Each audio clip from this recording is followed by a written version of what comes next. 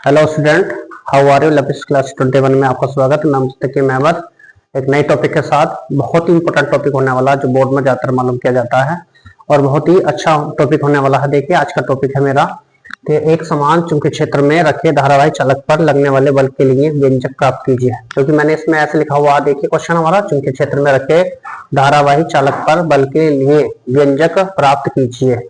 तो हमारे पास क्या धारावाही चालक पर लगने वाला जो व्यंजक है, उसके लगने वाला जो बल है उसके लिए व्यंजक हमें प्राप्त यहाँ पर करना। तो देखिए हमारे पास क्या है, देखिए एक्स वाई एक हमारे पास तार है जिसकी लंबाई एल है और जो चुंबकीय क्षेत्र बी से, जो चुंबकीय क्षेत्र जो बी दे रखा है उसके उससे थीटा कोण बनाते हुए रखा गया और इसमें आई एम्पीयर धारा प्रवाहित हो रही है।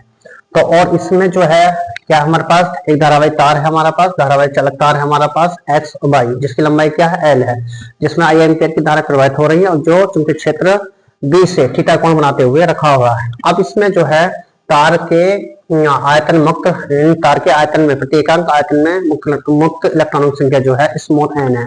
तो चालक तार का जो आयतन हम निकालेंगे यहाँ पर, तो चालक तार का जो आयतन होगा हमारे पास, देखिए चालक तार का आयतन जो होगा वो बराबर ए एल होगा। क्या होगा आपका ए एल। तो चालक तार का जो आयतन है हमारे पास क्या है, वो ए एल है। अब यहाँ पर चालक तार पर जो हमने आयतन निकाला है, इसमें है चालक तार में मुक्त इलेक्ट्रॉनों की संख्या निकाले, कुल मुक्त इलेक्ट्रॉनों की संख्या। देखिए चालक तार में मुक्त इलेक्ट्रॉनों की संख्या हमारे पास क्या है, ये हमारे पास कैपिटल एन बराबर एन ए एल हो जाएगी। कितनी हो जाएगी, एन ए एल। एन बराबर क्या हमारे पास एन ए एल है और यहाँ मुक्त इलेक्ट्रॉन के लिए। अब इसमें चालक तार पर कुल आवेश निकाला जाए। तो देखिए चालक तार पर कुल आवेश हमारे पास है क्यू बराबर हमारे पास हो जाएगा, अगर मैं इसे एन निकालता हूँ, स्मॉल एन कर लीजिए, स्मॉल एन है यहाँ पर। तो अब ये एन कैपिटल एन है मेरे पास, तो जो होगा एन इंटू ई, ये मेरे पास है। क्यू बराबर एन हम लगा देते हैं यहाँ पर। तो आवेश कुल आवेश क्यू हो गया एन ई और एन का मान रख देंगे यहाँ पर। तो हो जाएगा एन हमारे पास हो जाएगा एन ए एल इंटू ई, ये कुल आवेश आ गया हमारा। चालक तार पर क्या कुल आवेश हमारे पास एन ए, हमारे पास हो जाएगा यहाँ पर एन ए, यानी कि एन ए मेरे पास यहाँ पर जो है कुल आवेश आ गया इसका। दोबारा सुन लीजिए हमारे पास, यानी कि मान लीजिए माना एक्स वाई एक तार है जिसकी लंबाई एल है, जो चुंबकीय क्षेत्र बी से थीटा कोण बनाते हुए रखा हुआ है, जिसमें आई एम्पीयर की धारा प्रवाहित हो रही है। चालक के प्रत्येकांक आयतन में मुक्त इलेक्ट्रॉन संख्या स्मॉल एन है। और अब मान लीजिए चालक तार का जो कुल आयतन है हमारे पास वो हो गया ए एल। चालक तार का जो आयतन है वो मेरे पास ए एल है और चालक तार में कुल मुक्त इलेक्ट्रॉनों की संख्या जो होगी वो कैपिटल एन बराबर हो गया एन ए एल हो जाएगी।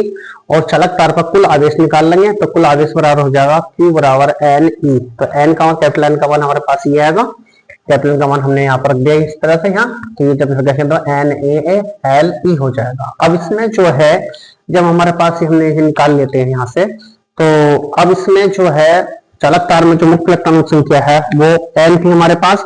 अब चालक तार पर लगने वाला चूंकि क्षेत्र बी के कारण, जब चूंकि क्षेत्र बी है इसमें तालक को रखा गया, इसमें आई एम्पीयर की धारा प्रवाहित हो रही है, तो जिससे मुक्त इलेक्ट्रॉन जो है वो बीडी वेग से गति करने लगते हैं, अनुवन वेग से। तो बीडी वेग से जब गति करेंगे तो इसमें जो है बीडी से गति कर देंगे तो उस पर लगने वाला जो बल होगा वो एफ डैश बराबर क्या हो जाएगा, यहाँ से ई है ना, यहाँ पर हो जाएगा E into P D B sine theta, ये मेरे पास हो जाएगा।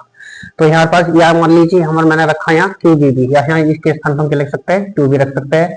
तो हमारे पास जो होगा एफ डैश बराबर हो जाएगा Q B B D, Q B D B sine theta. अब क्यू की वैल्यू उठाकर मैं यहाँ पर रख दूंगा।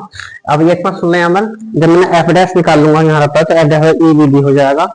और यहाँ जो है एक काम कर लेंगे, एफ डैश बराबर हमारे पास ई बी डी रहने दीजिए।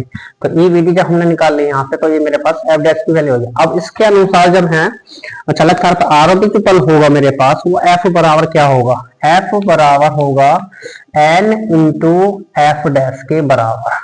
है ना, एफ डैश के बराबर, यानी जो आरोपित बल होगा मेरे पास, आरोपित फोर्स जो होगा वो F dash N into F dash के बराबर होगा।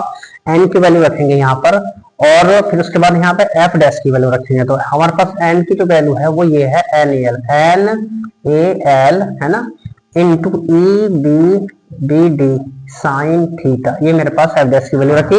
एफ डैश की वैल्यू मेरे पास ये है, और जबकि एन की वैल्यू मेरे पास ये आएगी।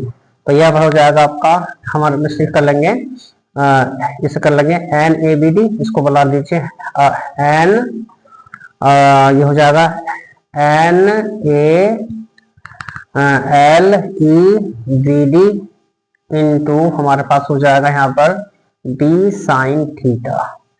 तो ये हमारे पास हो गया एफ डैश की पहला। बट हमारे पास जो होता है, बट हम मान लीजिए एन ई बी डी कर लेंगे यहाँ पर, इस तरह इसको लिख सकते हैं, एक बार और लिख दीजिए हमारे पास N E A B D into L B sine theta, मैंने इसको ऐसे बना लिया। तो बट हम जानते हैं कि आई बराबर होता है वो N E A B D होता है। क्या आप जानते हैं, जो चैप्टर हमारा विद्युत धारा का चैप्टर है हमारा इलेक्ट्रिक करंट है, उसमें drift velocity and electric current में संबंध है आपका, क्या है drift velocity and current, electric current में संबंध है आपका, रिलेशन बिटवीन है हमारे पास, relation between drift velocity and electric current. तो आई बराबर क्या होता है एन ई बी डी, जो चैप्टर हमारा है इलेक्ट्रिक करंट का, उसमें जो संबंध उठाया है हमने आई बराबर एन ई बी डी। अब यहाँ पर जहां ये इतना पोर्शन बना हमारे पास, इसके स्थान पर रख देंगे एफ बराबर क्या हो जाएगा I L B sine theta, ये मेरे पास बनेगा आपका।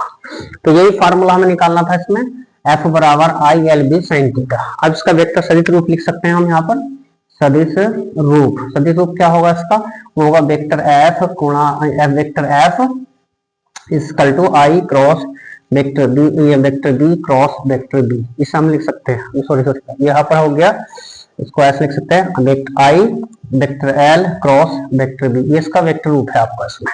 तो हमारे पास सदिश रूप है हमारे पास vector F equal to I cross L cross vector B हुआ। अब यहाँ पर देखिए जैसे हमारे पास ये है, अगर मान लीजिए चूंकि यहाँ पर थीटा इक्वल टू 0 हो जाए, थीटा इक्वल टू 0 हो जाए, तब मेरे पास कंडीशन, पहली कंडीशन जो बनेगी यहाँ पर, तो अगर चूंकि क्षेत्र की दिशा में होगा और समांतर होगा हमारे पास, तो एफ बराबर क्या हो जाएगा, अगर मान लीजिए यहाँ पर हो जाएगा एफ बराबर आई एल बी साइन 0, तो साइन 0 की वैल्यू होती है 0, तो एफ बराबर हो गया यहाँ पर 0। इफ यदि दूसरी कंडीशन है, इफ यदि मेरे पास थीटा इक्वल टू 90 डिग्री हो, तब मेरे पास क्या हो जाएगा, तब एफ फोर्स इक्वल टू हो जाएगा I L B sine 90 degree, sine 90 degree value जो होती है वो 1 होती है, तो एफ बराबर हो जाएगा आई एल बी, मेरे पास एफ बराबर क्या हो गया आई एल बी हो गया। अब इस फार्मूलेशन में जो मैग्नेटिक फील्ड है मेरे पास, उसकी मैं उसका यूनिट निकाल सकते हैं हम यहाँ पर, तो हम इसको ऐसे लिखते हैं बी इक्वल टू एफ बटे आई एल, आई बी बराबर एफ बटे आई एल हो गया आपका आई एल। एफ जो है मान लीजिए हमें, मान लीजिए यहाँ से मैं तीसरे नंबर पर ये लिख देता हूँ चुंबकीय क्षेत्र, चुंबकीय क्षेत्र है ना, बी का मात्रक, तो हमें बी का मात्रक निकालना है, तो बी का मात्रक हो जाएगा यहाँ पर इसमें, तो इक्वल टू हो जाएगा आपका बल का मात्रक हो गया न्यूटन बटे इसका हो गया एम्पियर इंटू मीटर, तो क्या हो जाएगा इसका मात्रक हो जाएगा न्यूटन प्रति एम्पियर एम्पियर मीटर, यानी कि चुंबकीय क्षेत्र का जो मात्रक हुआ वो न्यूटन प्रति एम्पियर मीटर हुआ, और एक न्यूटन प्रति एम्पियर मीटर बराबर जो होता है, यानी कि एक न्यूटन प्रति एम्पियर मीटर जो बराबर होता है 1 टेस्ला के बराबर होता है, 1 टेस्ला के बराबर होता है, यानी कि 1 टेस्ला के बराबर होता है।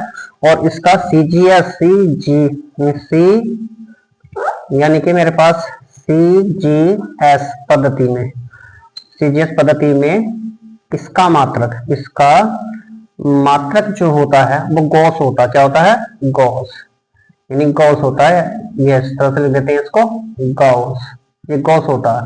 और एक गॉस जो होता है वो होता है एक गॉस, यानी कि एक, हम लिख सकते हैं यहाँ पर एक गॉस बराबर होता है 10 की घात 4 टेस्ला के बराबर होता है, यानी कि एक गॉस जो होता है वो 10 की घात 4 टेस्ला के बराबर। और चुंबकीय क्षेत्र की जो बीमा होती है वो होती है, अगर हम निकालना चाहे तो निकाल सकते हैं यहाँ पर, जैसे मैं इसकी हम लिख सकते हैं यहाँ पर, बल्कि बीमा क्या होती है हमारे पास ML T-2 होती है, जबकि एम्पियर को ए से लिखते हैं, मीटर को एल से लिखते हैं, तो हम आराम से लिख सकते हैं इसकी।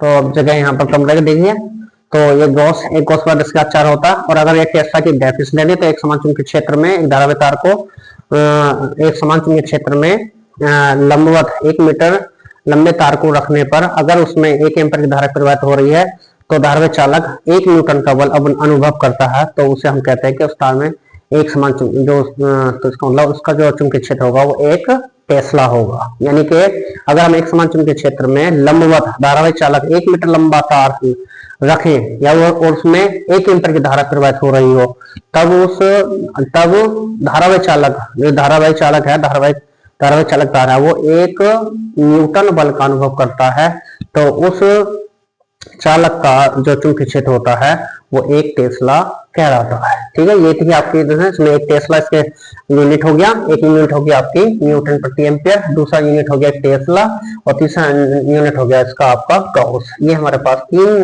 इसकी यूनिट थी हमारे पास, ये मैंने इसमें बता दी। और चुंबकीय क्षेत्र की जो के अकॉर्डिंग वैद्युत बल चुंबकीय बल है मेरे पास F बराबर ILB हो गया। ये हमें इसमें निकालना था, बहुत इंपॉर्टेंट क्वेश्चन था, बोर्ड में ज्यादातर मालूम किया जाता है। तो आपसे यही हमेशा वीडियो में गुजारिश है कि हमारे चैनल को सब्सक्राइब करें, लाइक करें और शेयर करें। धन्यवाद।